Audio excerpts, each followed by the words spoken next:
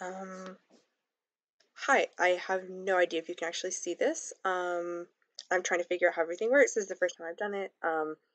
But yeah, if you can hear me and see me, could you put a comment? Hi, I have no idea if you can actually see this. okay. I'm trying to figure out how everything works. This is the first time I've done it. Why is it doing that? But yeah, if you can hear me.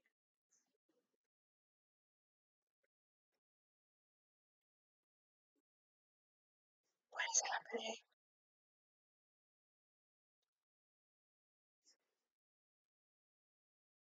Okay, I'm hoping that works, but that was a little bit weird. Okay.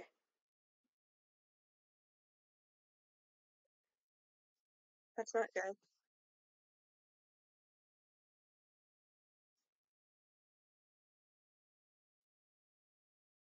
Okay, sorry, I'm still struggling with this because for some reason it's playing my audio back at me, which is not ideal. Um, I also have no idea how if the stream is working. Sorry, technical issues.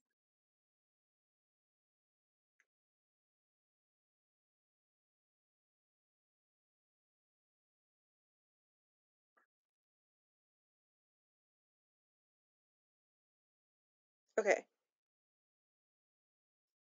so wait, let me just check to see if everyone can actually hear me.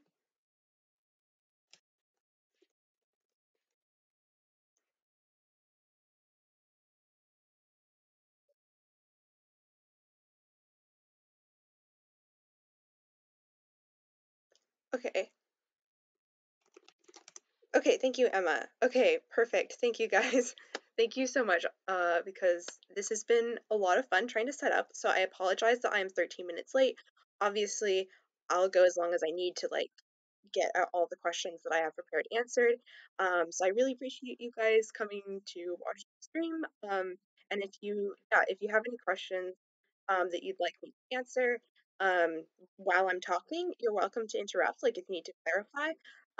But like questions that are completely unrelated to what I'm talking about, I would be more hesitant to answer just because, like Davy and I both prepared our answers like very carefully just to make sure that we were giving you the right information. And if you ask me something more off the cuff, I may not be as confident in my answer. But that being said, like if I'm explaining something and you just have no idea what I'm on about, please feel free to like interrupt me and let me know. Because yeah, it would be great if you actually understood something. So yeah, I might wait a couple minutes just for people to get started, or to, I guess, join us. But um, so I can introduce myself. I'm Hannah. I'm a team TA. My office hours are 12 to 1. No one actually ever comes to my office hours, so if you want to do that, that would be great because I literally just sit there for an hour. And feel free to email us any like follow-up questions at the email below, because the TAs I'll check that. Um, so yeah, okay. So the stream will probably go for about an hour. Um, but again, like if I'll go as long as I need to kind of get all the questions answered. So, especially since we started late. Um, so yeah, I don't know if I should just get started now or if you guys want me to wait a little bit just for other people to join.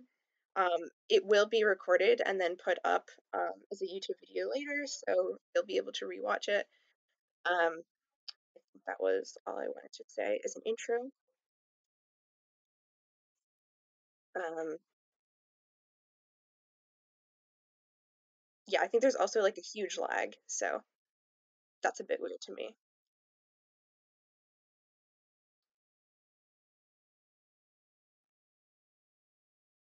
Um, yeah, so Chloe asked, will this be posted after the stream ends? And yes, it will be. So if you look at the rest of our channel, you can see the previous exam reviews from last year. So it'll be posted like that, and you can just watch the video. Hopefully, it'll work. Um, I've been having a lot of fun technical issues, but yeah, that's the bottom line.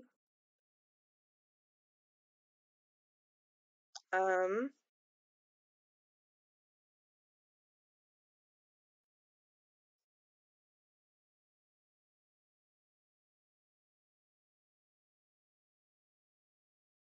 okay. So yeah, again, there's kind of a weird lag. So if I just pause, it's because I just don't know if you were going to follow up on that.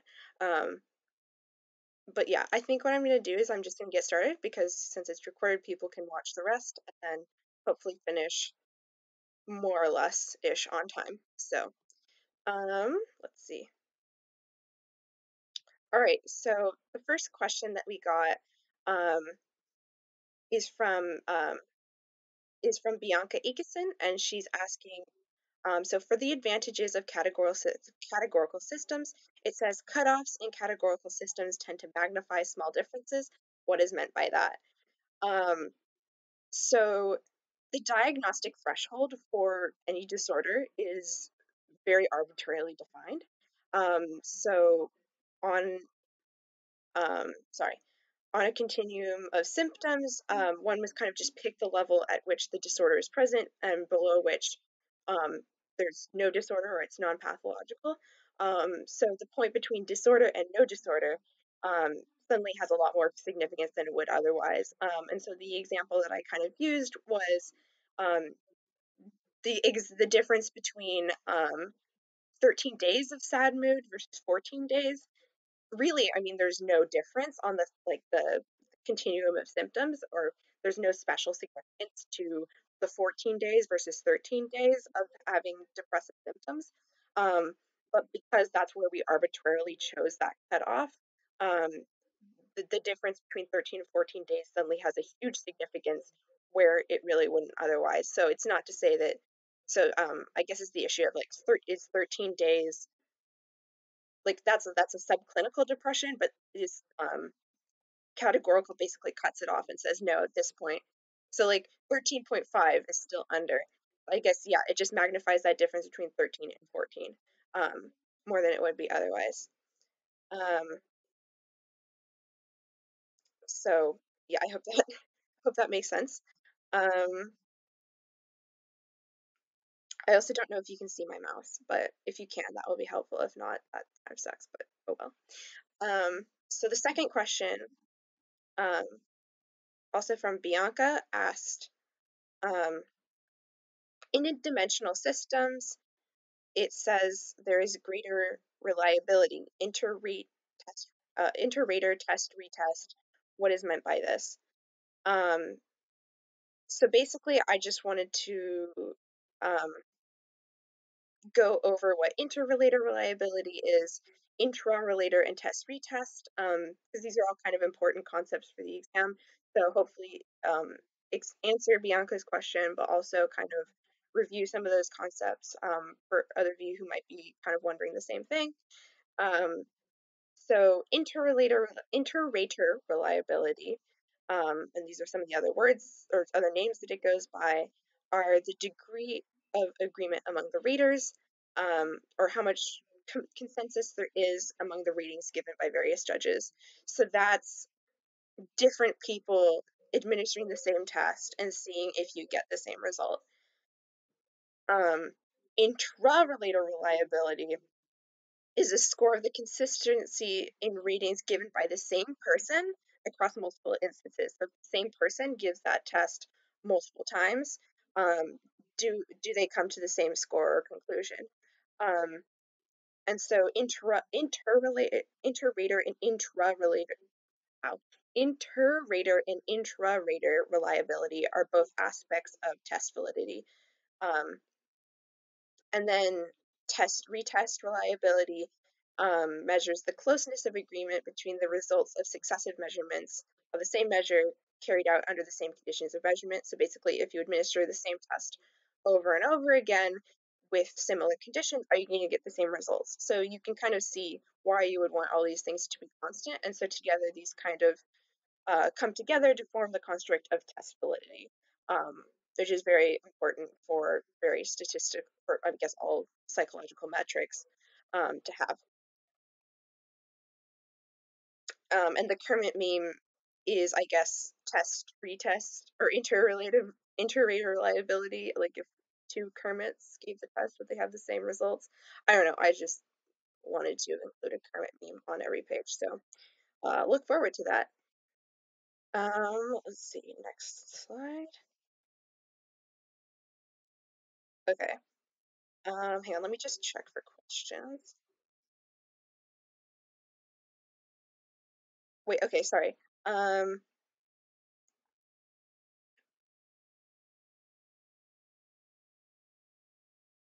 okay, I'm gonna answer Chloe and Julianne's questions first before going to the next slide. Sorry, there's a huge lag, so and I also have to check like three different windows at once, so it's a little bit a work in progress. But basically, okay, why is this an advantage? Let me go back.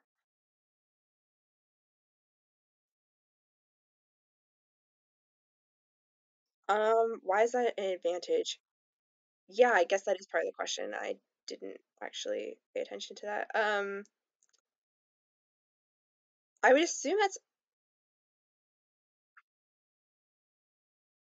hmm, okay.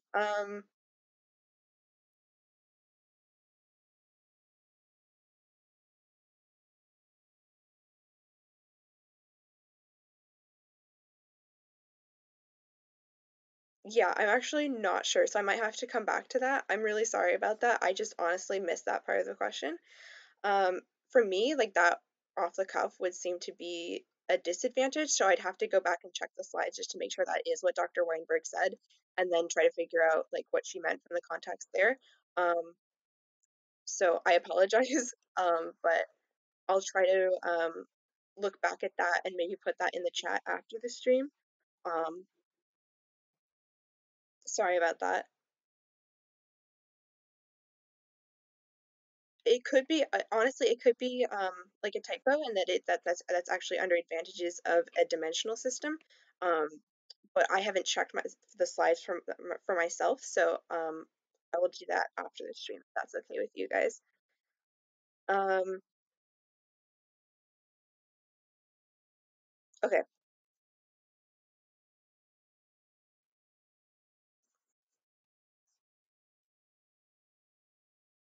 my God, so many windows. Okay, we did that. Okay. So this is also a question from Bianca, where she says, regarding the final common pathway, if it says many pathways lead to the same disorder, do they need to converge at a certain point? And then it states that this is the best place to intervene. What is meant by that? Um, so basically, what I want to do with this question is kind of give an overview of the final common pathway, and then explain why this is the best place to intervene. So basically, the final comment, so I guess the pathway to depression is you can have distinct multiple etiologies. So, you could have one that's due to, um, like one etiology is due to experience of child abuse. One could be due to a stressful life event like um, not getting into grad school, and then one could be losing a stressful life event, like losing a loved one. So those would all be very distinct and different etiologies, which you would want to treat very differently. But at a point, they start converging into, I guess, like a more recognizable pathway that leads to actual disorder, so the development of depression. Um, so it would be very difficult to stage it might to stage like a uniform intervention for all these distinct etiological pathways. But if you intervened at the kind of final common pathway, you kind of have an idea of where this person is and where they're headed. I guess like the like how what course the disorder is going to have and how they're going to react to treatment. Whereas, kind of in the distinct detail with all these different pathways, you don't necessarily know that. But during the final common pathway, you have a better idea of how that person's going to respond to treatment, what treatment methods are best, and you can do a lot of research there. So this is the most, and obviously you want to intervene before the person actually um, has the disorder. So yeah, the final common pathway is the best place to intervene. And I'm gonna check the comments because, okay, there have been no other comments, so I'm hoping that everything's made sense so far. I apologize again. Okay,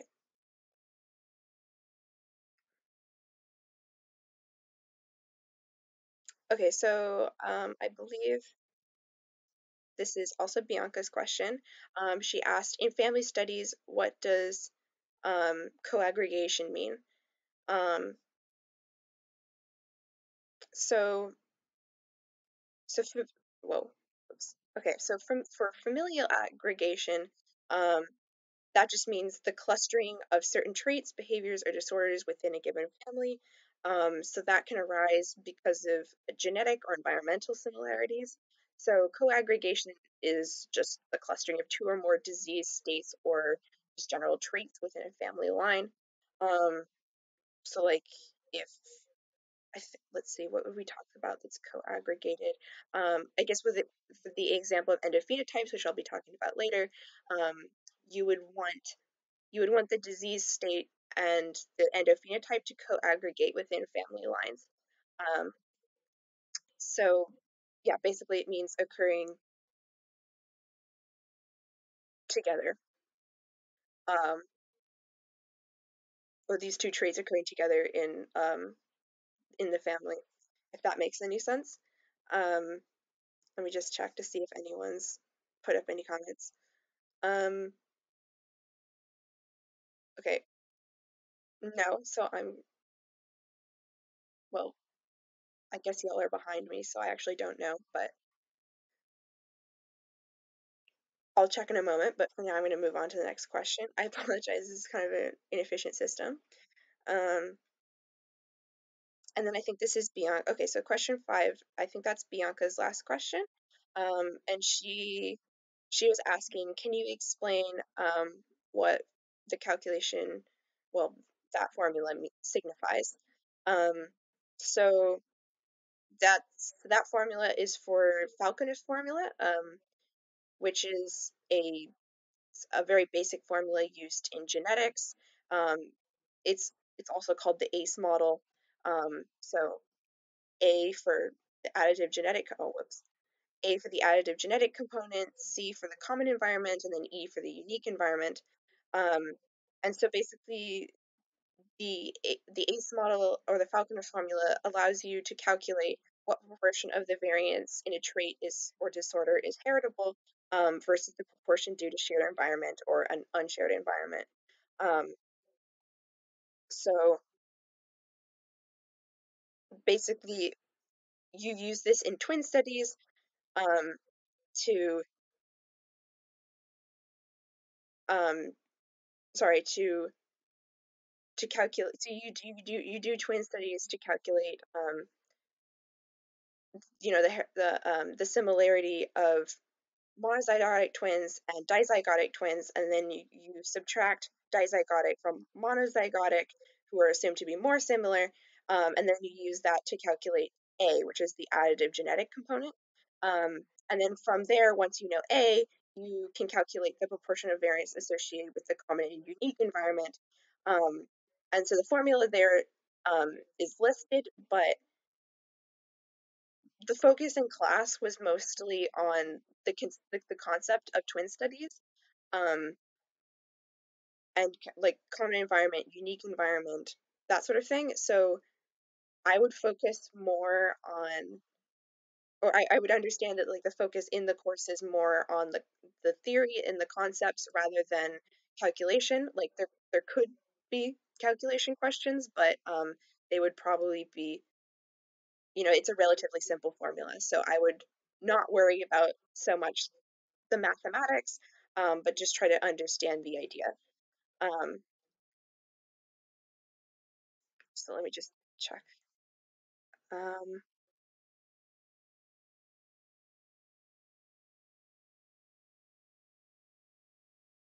okay. So Ava Rutgers asked, "What do you mean when you said you want the disease state and endophenotypes to co-aggregate?"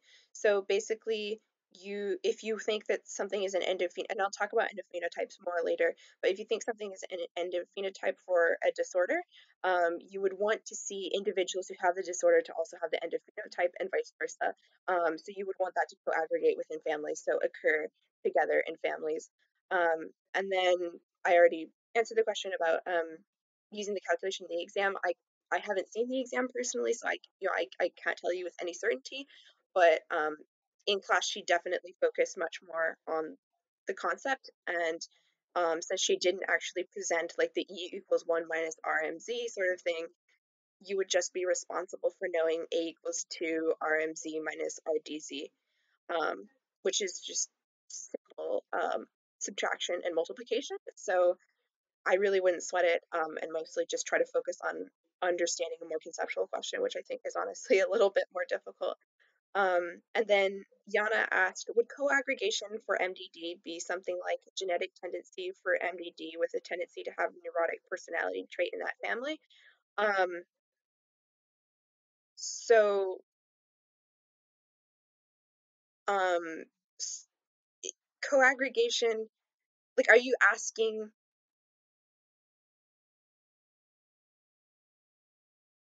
sorry, okay, sorry, Ava, sorry, co-aggregation is like if you saw that people with a genetic tendency for MDD also tended to have um, a neurotic personality trait, um, and that was visible across the family, that would be you could say that those two traits co-aggregate.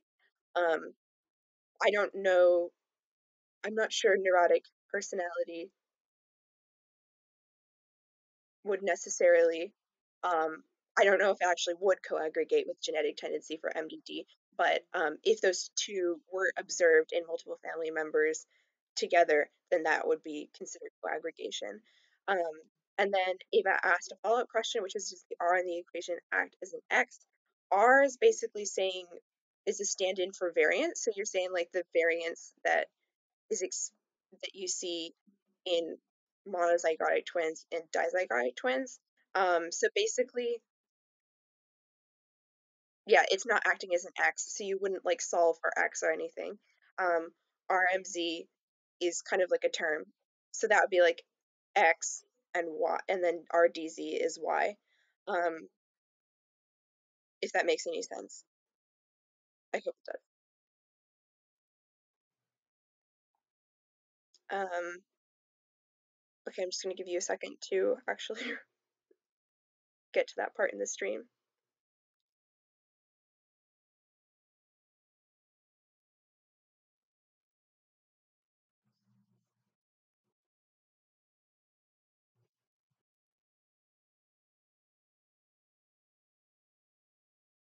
Okay. Um, so I assume that I'm hoping that's okay. So I'm gonna move on. And then if you have any further questions, you can ask after the stream if that's okay. And I can reply in the chat box or reply over the stream. Oh, yes, you would substitute, like you would say, um there's like a correlation of zero point 0.7 for monozygotic twins and then a correlation of like zero point 0.3 for dizygotic twins. You would plug in zero point 0.7 for RMZ and then zero point 0.3 or zero point 0.4, I don't actually remember what I said, for dizygotic. And you would get a difference of zero point 0.4 or zero point 0.3, whichever one I said. Then you would multiply that by 2, and then you would get A equals whatever that is, so zero point 0.6 or zero point 0.8. Like I said, it's a very simple formula, and I don't anticipate that she would sit there and try to trick you with the minutiae of the formula, but that's what you would do if she did ask about it. Um,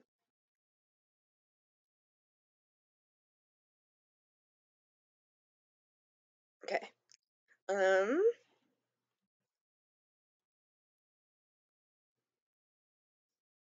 okay. So question 6, I'm assuming there weren't any follow-ups. Okay. Um, question 6 says, that's from, let me check who that's from. Oh, I think that's also from Bianca. Okay. So, can you explain any correlation between gene and environment not put into models as separate concept, instead is folded into the A, and currently all RGE is attributed to um, G? Okay, so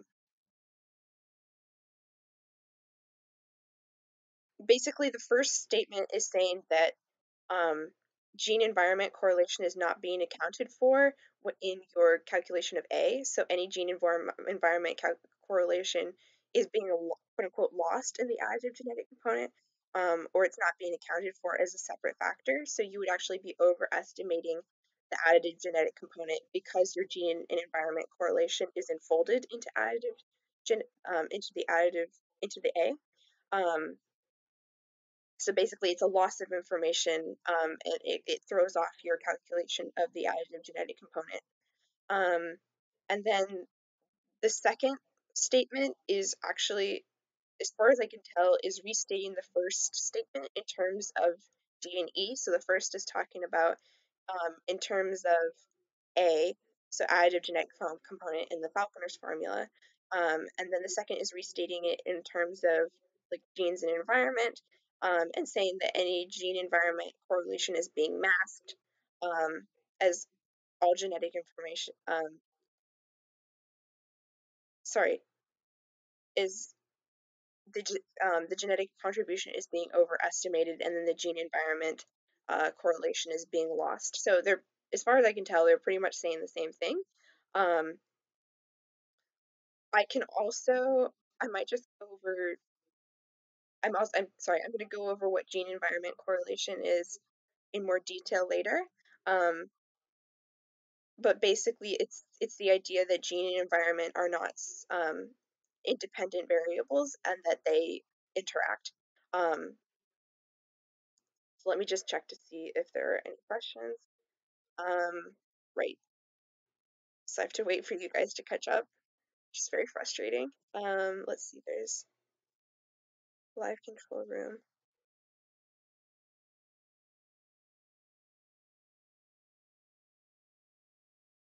Okay. Um, okay, so I'm gonna move on to the next question because I don't see anyone asking questions about it. Um, okay.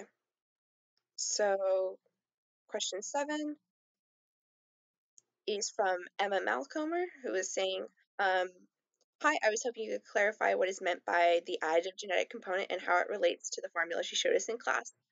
Um, okay, so yeah, we were just talking about Falconer's formula. So additive genetic effects, um, basically, additive alleles are additive alleles allow there to be like a level of intensity. Because like, okay, when you learn basic Mendelian genetics, you're basically told that there's a dominant allele and there's a recessive allele, and that the dominant allele is dominant over the recessive allele. So if you have the dominant allele, then that means you're going to have the phenotype. Um, Additive alleles are different in that they allow there to be different levels of intensity instead of just yes or no. So the example that's commonly used is the genes that add together to control melatonin levels. So if you have, like, say there are 20 genes that control melatonin. If you have 20 of them, your skin is going to be very dark. Whereas if you have 10 of them, it's going to be more medium. And then if you have, very few, you're going to be very white or very pale. So if it were a dominant allele, it would just be either you have one skin color or the other. But additive alleles say that the effects aggregate together, um, and that kind of gives you a sliding scale of different intensities. Um, so basically, yeah, that's what additive gene effects are. And then I guess something that's non-additive genetic effects would be anything that involve dominance or epistasis. So basically, the difference between the two is dominance is alleles at a single locus, um, one is dominant over the other, and then epistasis is you can actually have genes at a different locus being dominant over other genes or silencing other genes. And I don't think you would, there wasn't a huge focus on that in class, so I wouldn't obsess over understanding the genetics part of it. But since I come from a genetics background, I kind of wanted to give you a little primer that hopefully was not super confusing. So basically, when you're calculating A, you're just calculating how much of um, the variance associated with the disorder is due to these additive genetic effects, like basically just genes piling on top of each other to create a phenotype. Um, so yeah. Um, so I'm just going to keep going on to the next question, and then I'll just kind of check to see what people's questions are. Just because I don't want to sit there for like 30 seconds doing nothing. It's really awkward. All right. So we had a question about from Andrea, who she said, I was confused in lecture 5 about the explanation of why suicide is more common in the first 6 months after recovery from depression. Could you please clarify? Um, right. So basically, what Dr. Weinberg talked about in class is um, so when someone is depressed and suicidal, um, they may have feelings um, of a suicidal nature. They may want to be dead. They may wish that um, that the pain, that like the pain will stop, or that things will just stop. But because they're likely also experiencing other symptoms like anhedonia, low energy levels, lack of motivation, um, it would be very difficult for that person to actually act on their suicidal feelings. Whereas once that person starts to recover, their energy levels may increase. They may have more motivation and just a general ability to do things. Um, but that suicidal motivation has not necessarily gone away. So it's so then at that point the person would be in more danger of actually being able to successfully complete a suicide attempt, um, rather than when they're in a very depressed state it would be much more difficult. So that's why you see um, kind of a danger zone after the person starts to recover, and you actually see the same thing when someone starts to take SSRIs or antidepressants. um, I think it's the first 3 months or so. You see the same effect where people suddenly have more energy. And I think she talked a little bit about how the motivation tends to shift a little bit as well. So when someone's in a depressive episode, they just want to stop. They're just feeling, they want it to end. Whereas when someone starts to recover and things are not quite as overwhelming, that's when the motivation of not wanting to be a burden tends to become really prominent. And so um, I think she also talked about in class that not wanting to be a burden to others is the primary motivation for suicide. Um, so yeah, um, that's that's why those the first 6 months after recovery and then the months after starting antidepressants are um, a higher risk for depression, or sorry, for suicide. Um, okay, I don't see any more questions for the last question, so I'm going to keep going. If you'd like me to try to elaborate more on um, the question about suicide, I can. But I'm just going to keep going. All right, so Bianca asked, can someone clarify what criterion validity is? There's an example explaining what the concept is, but I would prefer a concrete definition. Okay, so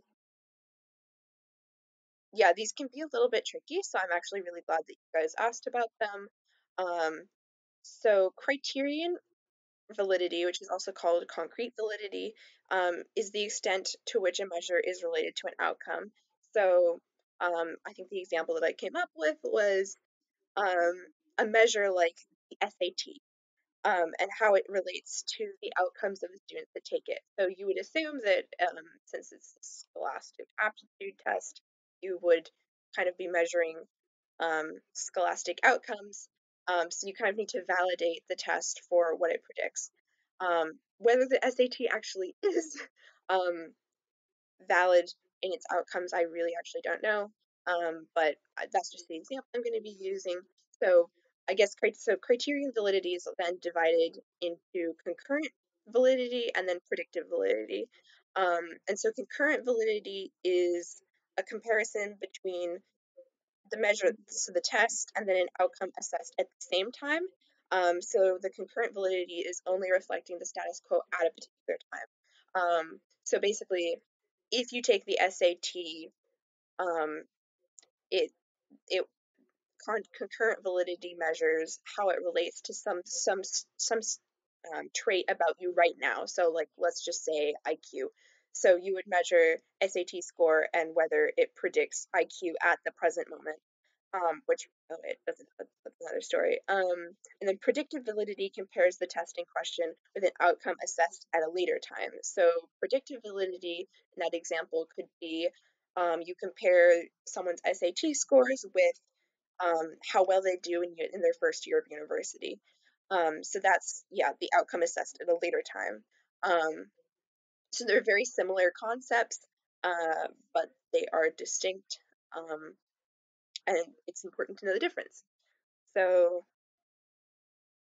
yeah, I'm just going to move on, and then if you guys have any questions about that, again, you can stop me. Um, but so the next question is from, let's see, also from Bianca. She says, why are anticonvulsants an effective treatment for bipolar disorder? I'm confused about how the brain pathology of someone with bipolar disorder might be similar to someone with epilepsy. Okay, so this question is kind of outside the scope of of the course, at least in my opinion. I think there's one part that we will touch on in class that I think it would be kind of important to understand, and then kind of the um, a more detailed explanation where I did actually kind of look into the literature to try to answer Bianca's question. Um, so the first bit that is actually related to the course and that Dr. Weinberg will talk about in more detail later is that basically a lot of the medications that we use as frontline treatments for different disorders were not originally developed for those disorders. A lot of times, like you might have, I don't know, um, a weight loss drug or something that has absolutely no effect on weight loss, but oh, they happen to find out that it's really helpful in, I don't know, bipolar disorder. Um, so a lot of times with pharmacological therapies, we're trying to reverse engineer um, effective treatments or treatments that we found to be effective and try to understand why they actually work. Because a lot of times we really have no idea. So, in the case of anticonvulsants and bipolar disorder, they know that these medications stabilize excitatory neurotransmission, and they act on like GABA, uh, and glutamatergic signaling, um, but they actually still have no idea what the exact mechanism is.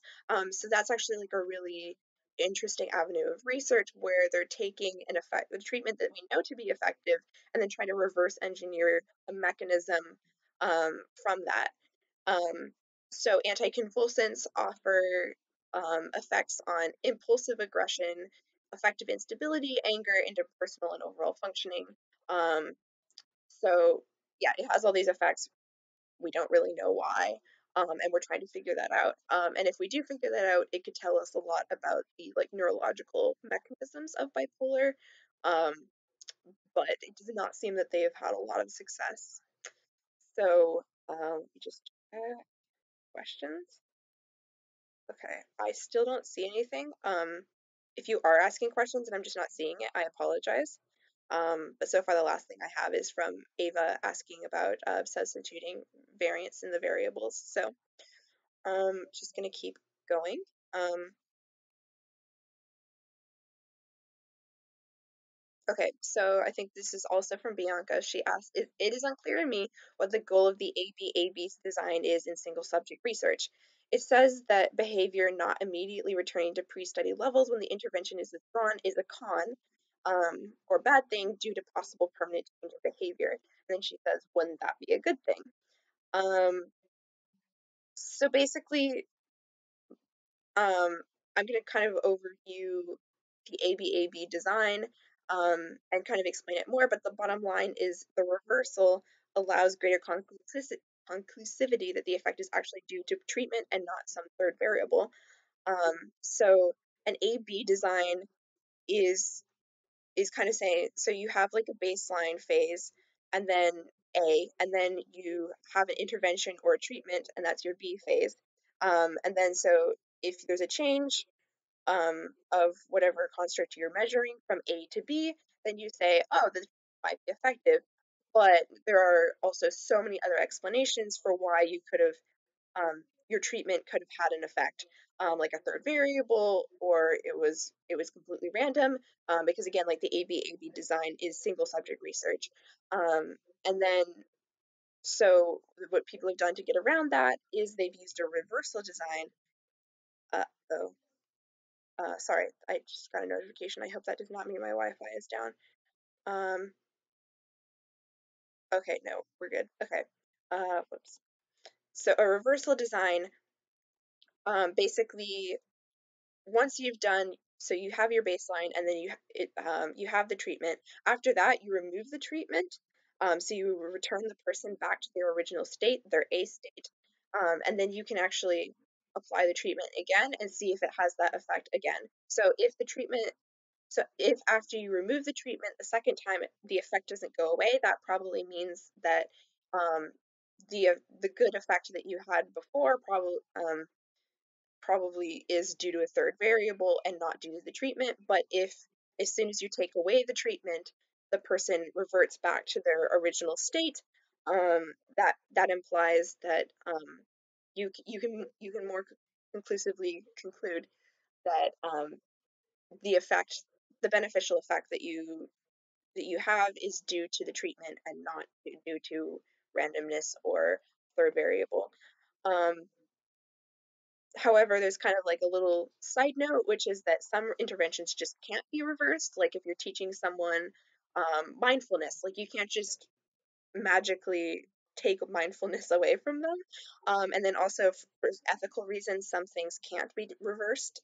Like if you have a treatment for smoking or self-injurious behavior, it's unethical to remove something that's given someone a beneficial effect. Um, so yeah, I'm just gonna check for comments real quick. Okay. So Kelly asked, anticonvulsants are a treatment for manic episodes of bipolar. Um, I actually don't remember off the top of my head if it's only manic episodes, but I believe that's correct. But since I don't have the slides in front of me, and I haven't really written that down, I don't want to give you like a solid answer now. But if you remind me of that question, like I'll try to look it up and then I'll tell you in the chat um, after the stream, or yeah, yeah, I'll try to figure that out after. I'm sorry, I just don't know off the top of my head and I don't want to tell you the wrong thing. Um, so the next question is from Alexandra Macalani, and she asks, is there a difference between equifinality, which is defined as different people who have the same disorder arrive to it through different pathways, and etiological heterogeneity, which is defined as many causes for one outcome? Um, so yeah, this is actually a really good question, and JV and I talked about it. So I don't think it's necessarily super straightforward. But basically, our bottom line is that equifinality focuses on the end course. Um, so it focuses on how people arrive to the same end or the final common pathway, as opposed to multifinality, where they reach completely different ends. Um, and then etiological heterogeneity focuses on the process, like how the causes are different, how I guess the different causes behind it. So etiological heterogeneity is focusing on how like the causes behind the development of a disorder are different, and then equifinality is focusing how the course itself is different. Um, so yeah, let me just see if I have anything else written down. Um, yeah, etiological heterogeneity may focus more on multiple causes for a diagnosis, um, and maybe even multiple causes within one person. Um,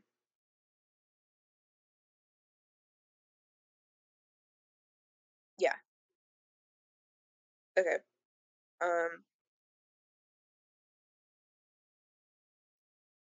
yeah, let me just check for questions again. Um,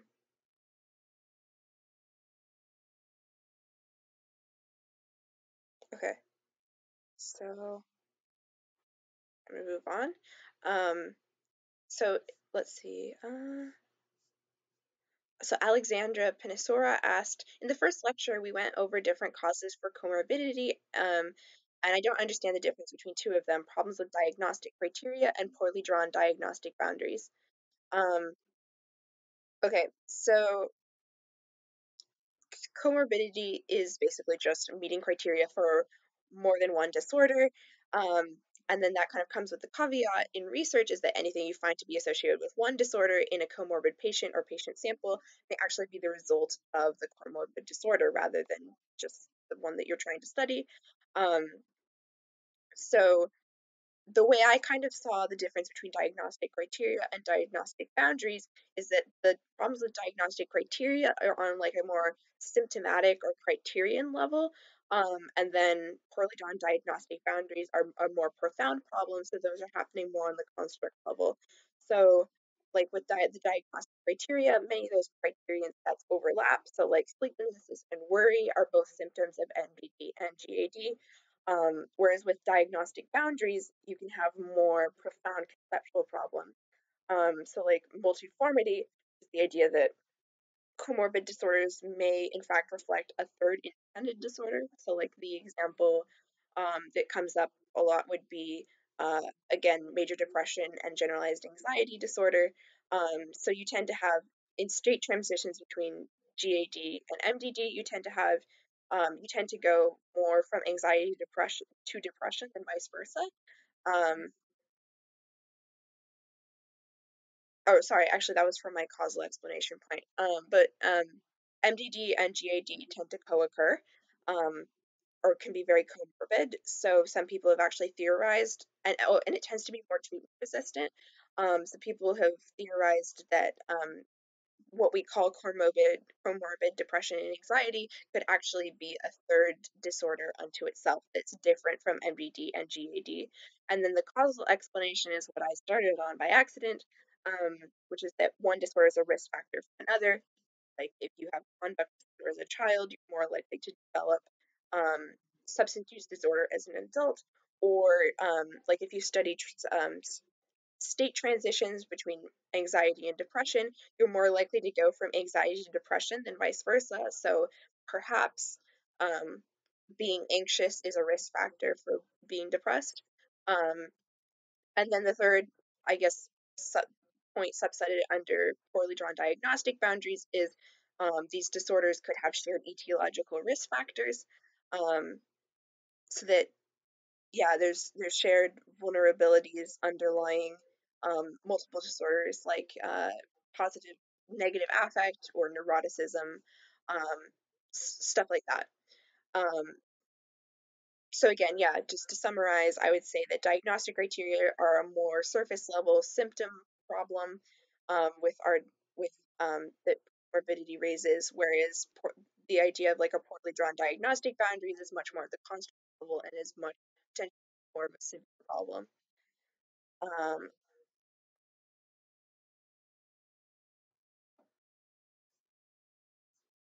Wait, okay, sorry. What's the difference between co-aggregation and comorbidity?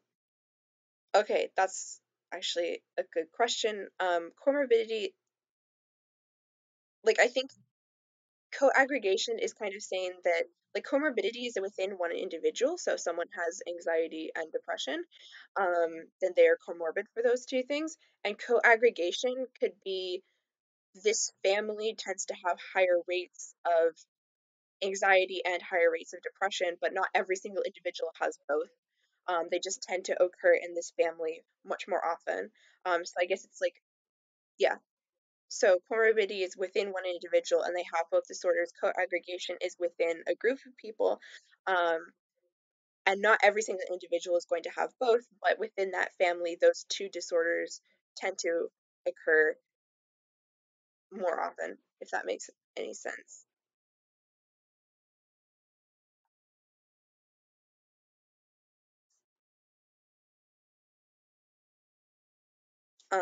I hope that makes sense.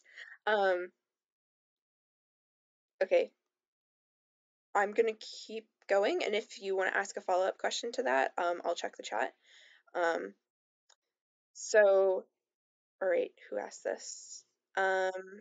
Rebecca asked, "Can you explain or give an example?"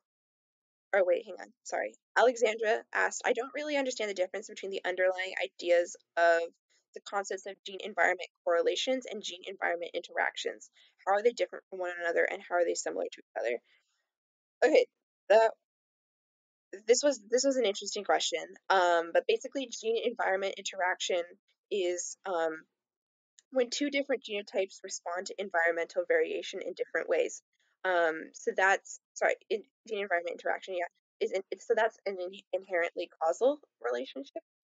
Whereas gene environment correlation can arise by both causal and non-causal mechanisms. Um, so Non-causal mechanisms include evolutionary processes like genetic drift and natural selection, so genetic, which can cause allele frequencies to differ between populations, but that's more of a stochastic process, and it's not like directly caused by the environment. Um, and then, yeah, so I guess for the purposes of this course, of principal interest are causal mechanisms which indicate genetic control over environmental exposure. Um, so I guess yeah, gene environment interaction is when two different genotypes respond to the environment, like or variations in the environment in different ways, and then um, gene environment correlation is like genes control environmental exposure, and so those that can be most causal and non-causal.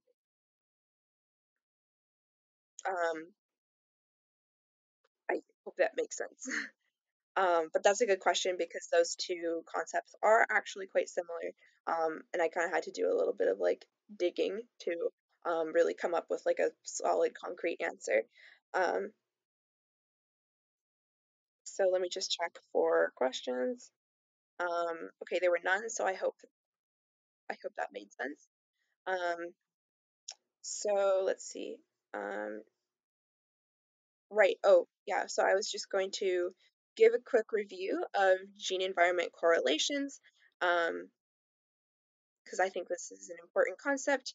So passive gene environment correlation um, is basically an association between a genotype that the child inherits from their parents and the environment that they're raised. So this is the example that Dr. Weinberg gave in class is if you have parents who are very musical, they probably have given their child genetic ability for being good at music, but also their household is probably going to be filled with music. They're going to be exposed to various instruments from a young age. They're going to be encouraged to take lessons. Um, so, yeah, that's passive gene environment correlation. Evocative or reactive gene environment correlation is when someone's heritable behavior evokes an environmental response. So, I think the example she used when I took it to class was like different children evoke different responses from different parents. So if you have like a very easy baby that your parents are going to raise that child in a different way. Whereas if you have a child who's very sensitive and cries a lot, the parents are going to react differently to that child. And then active gene environment correlation, which is also called niche picking, occurs when an individual has a heritable inclination to select a particular environmental exposure. So someone who is extroverted would seek out sensation-seeking environments or dangerous environments more than someone who is very neurotic, who would probably not be seeking those out. So that's active in, gene environment correlation is like the idea of niche picking. Um, so yeah, let me just check for questions. Okay, we still don't, as far as I can tell, we still don't have any more. So I'm just going to keep trucking. Right, so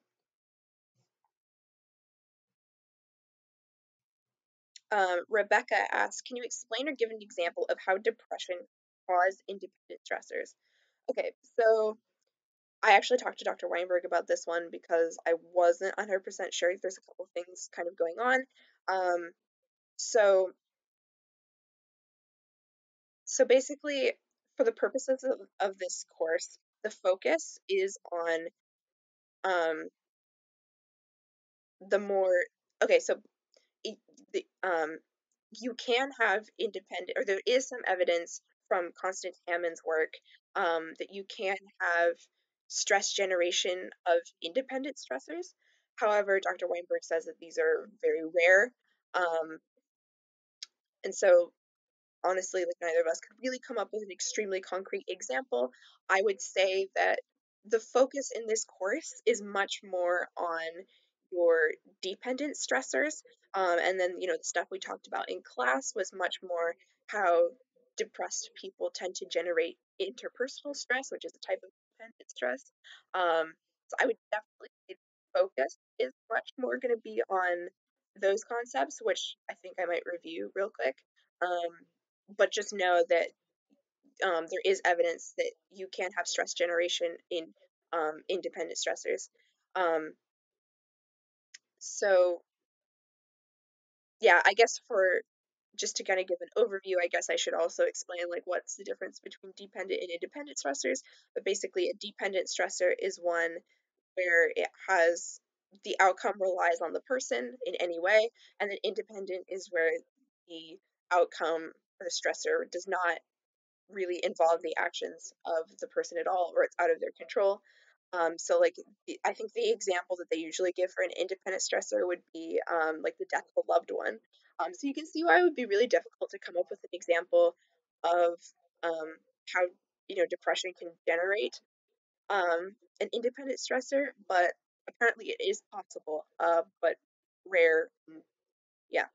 Um, and then for dependent stressors or interpersonal stress generation, that's basically the idea that depressed people tend to engage in behaviors like reassurance seeking, like making sure they're not being annoying or that the person loves them or um, that they're basically just making sure everything's okay. And while this comes from a very genuine place, and obviously no one is doing that to be expressly to be annoying, this can generate a lot of interpersonal stress because other people react to that very negatively or don't understand the place that the person is coming from. So that's basically, yeah, Hammond's idea of interpersonal stress generation, and how it acts in depressed people's lives. um, Let me just check for questions. Okay, we don't have any more. Um,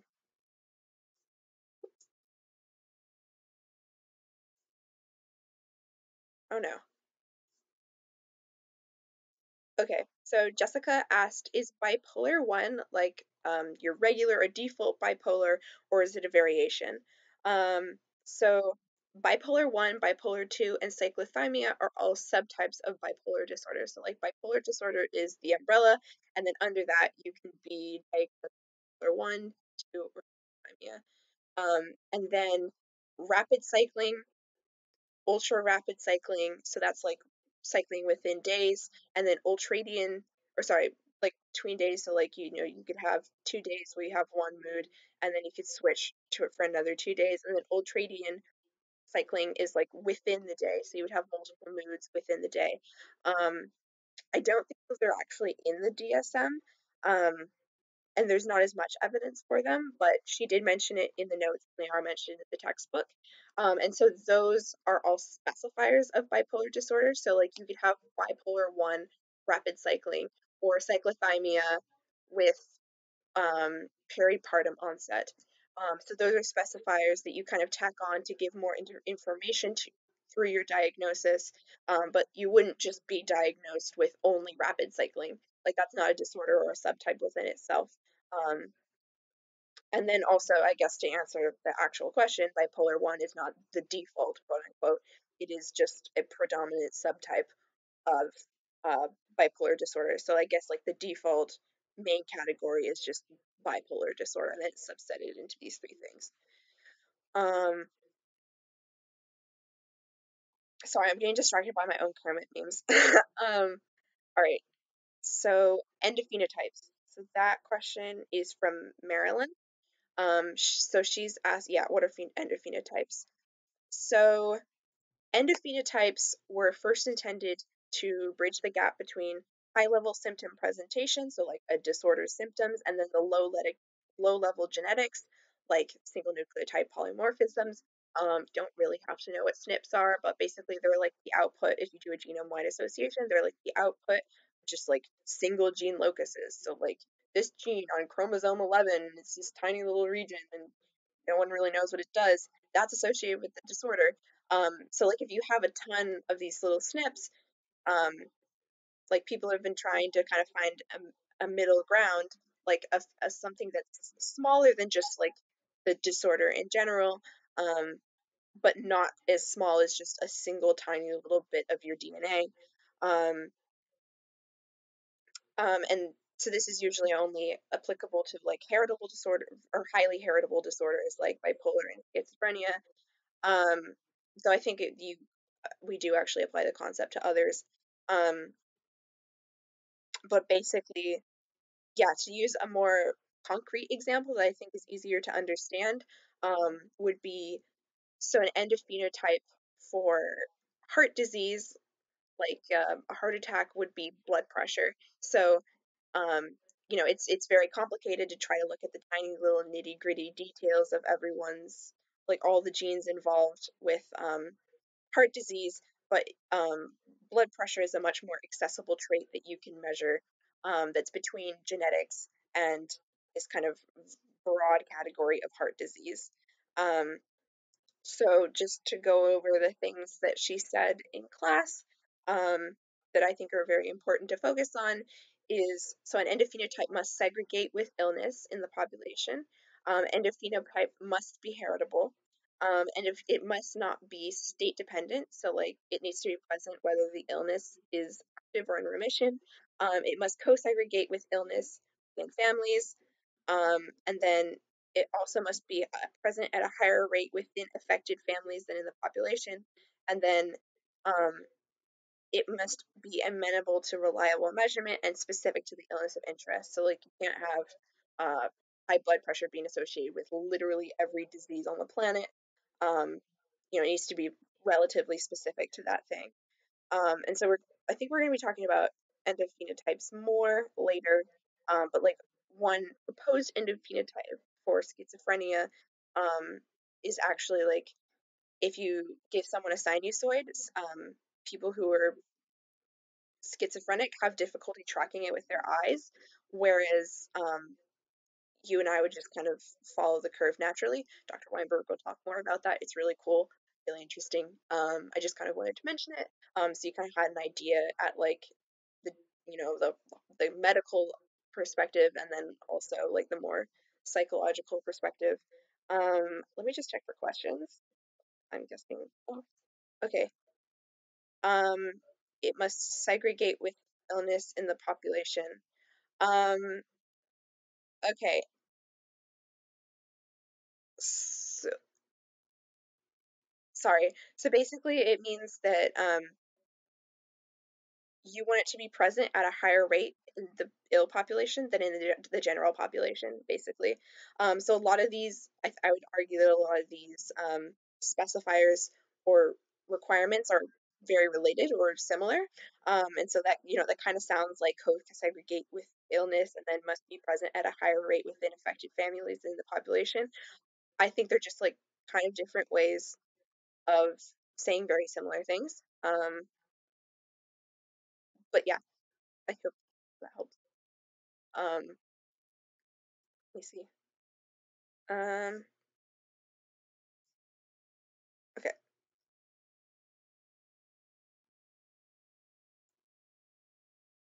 All right. So I think this was Jessica who asked. Um, oh no, sorry, this was Marilyn. She asked, what is meant by differential diagnosis? Um, so basically, differential diagnosis is the process of differentiating between two or more conditions which share similar signs or symptoms. Um, so like one of the examples that I'd used previously was both depression and anxiety have worry and sleeplessness as their as symptoms. So if you had someone coming in and said, "Oh, I'm worried all the time and I can't sleep," um, and I've kind of been feeling sad, but they're not just going out and saying, "Oh no, I'm just really sad."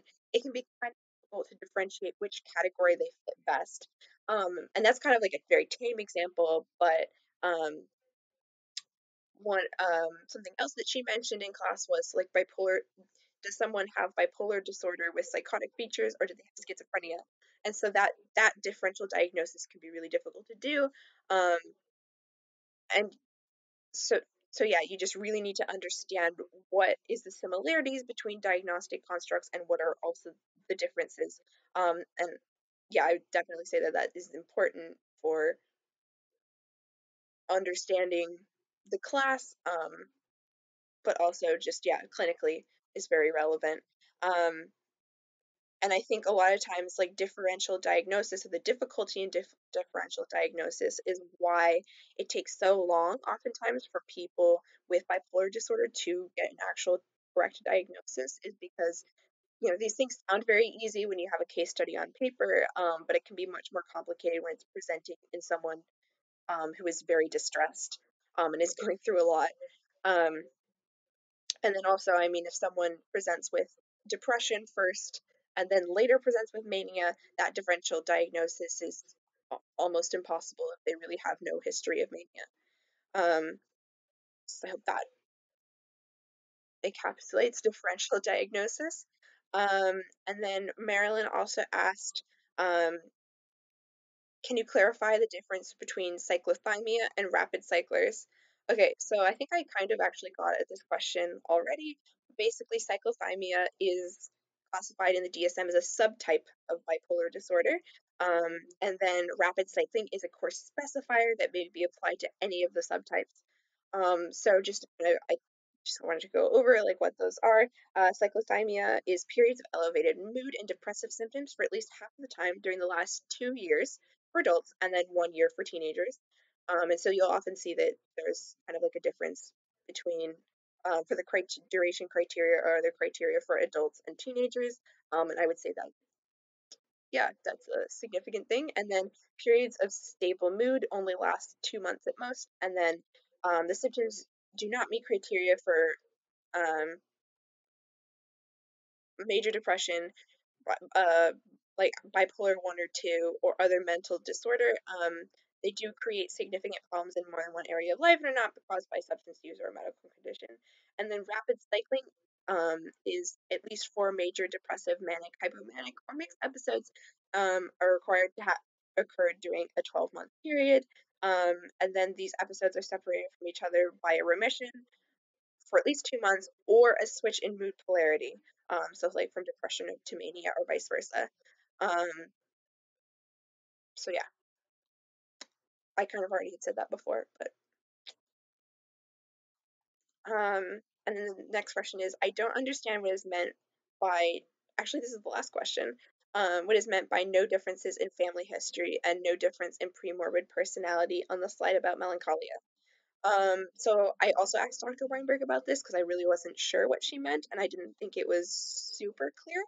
Um, but when you look at the no differences in family history basically means when you look at the family members of a proband with melancholia, you actually don't necessarily see like a huge co-aggregation of depression. So you might not see like their mother has depression and their aunt has depression and like their great grandfather has depression and their cousin has depression. You can, but not necessarily. Whereas like with major depression, you're much more likely to see a huge history of mood disorders in their family. And then no difference in premorbid personality. Um, I think is just kind of differentiating it from atypical depression, um, which requires that you have kind of like already have like a premorbid anxious pathology. Um, so you tend to be like a very anxious person, whereas melancholic people who suffer from melancholia, they might not have any specific difference in their premorbid personality um, before they go on to develop the disorder. Um, so yeah, and oh, and just recall that atypical depression and melancholic depression are mutually exclusive, so you cannot have both um, at the same time. So I'm just go back to the questions. All right. Ava asked, can you give us an example when an endophenotype would be used? Okay. So for psychology, that's a little bit harder to answer just because as of when I took the class, Dr. Weinberg said that really there were no reliable endophenotypes that had been identified.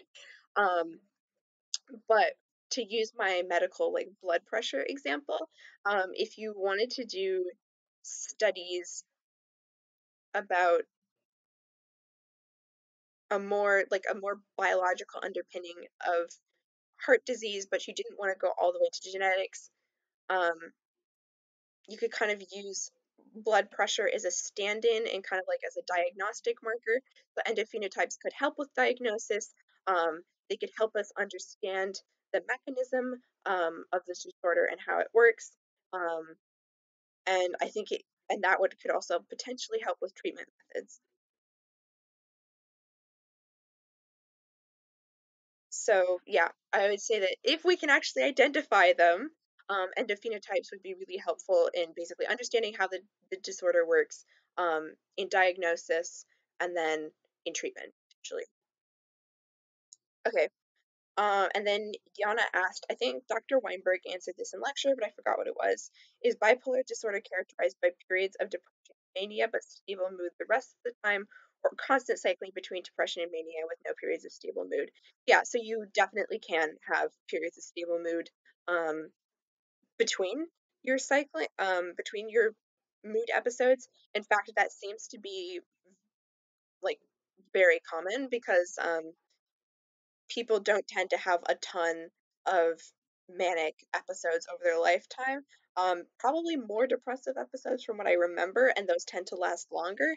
But it's not like these poor people are experiencing mania or depression all of the time. And so I think even with the rapid cycling, let me just go back to my rapid cycling slide. Um,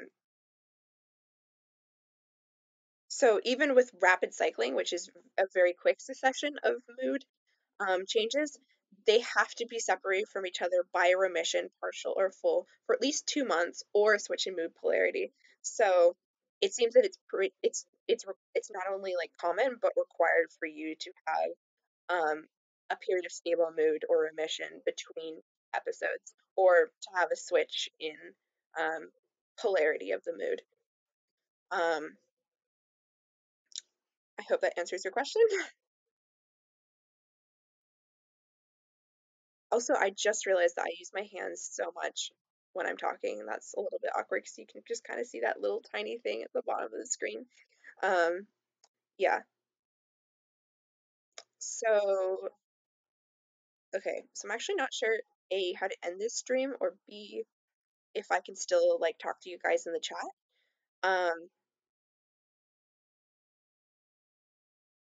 but I think there were a couple of questions that I had wanted to go back and answer. Um, we are way over time, but that's fine. Right. Okay. So I wanted to look at. Um, I wanted to look at why this would be her slides where she talked about advantages and disadvantages of the dimensional system. So I'm just going to go back to my notes.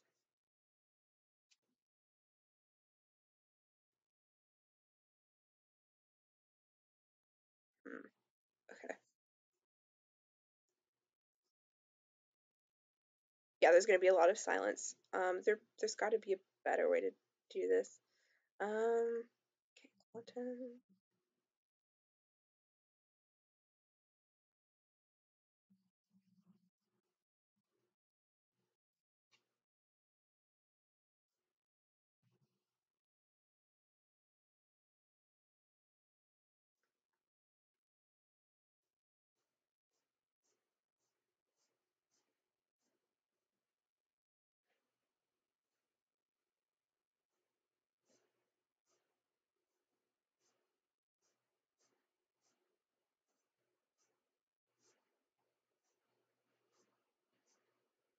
I actually don't remember where she talked about that.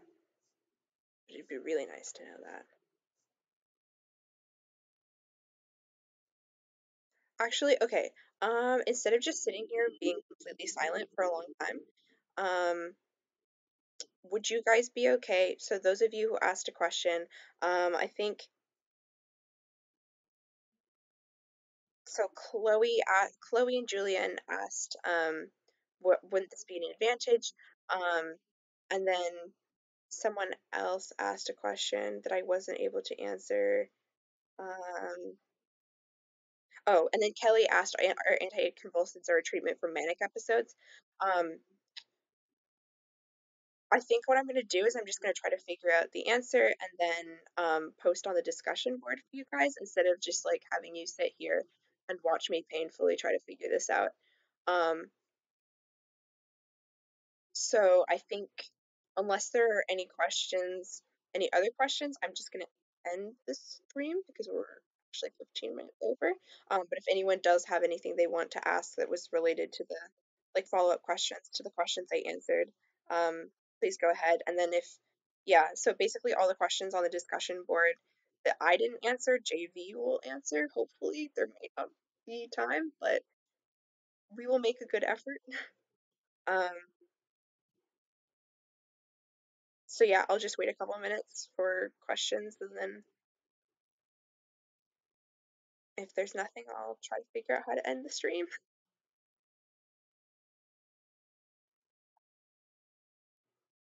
Oh, there we go. Okay. Thank you so much, guys, for yeah, thank you for bearing with me. I know there were like technical complications and I started late and I kind of rambled a little bit, but I really hope this helped. And good luck on the exam. You got this. um, Yeah, and definitely, if you have any other questions, either email us, come to our office hours. I can talk to JV, like if there are questions he doesn't get to tomorrow, like if we could maybe just answer on the discussion board directly with people. But hopefully all the questions that are up will he'll be able to cover. Um, but yeah, thank you for watching.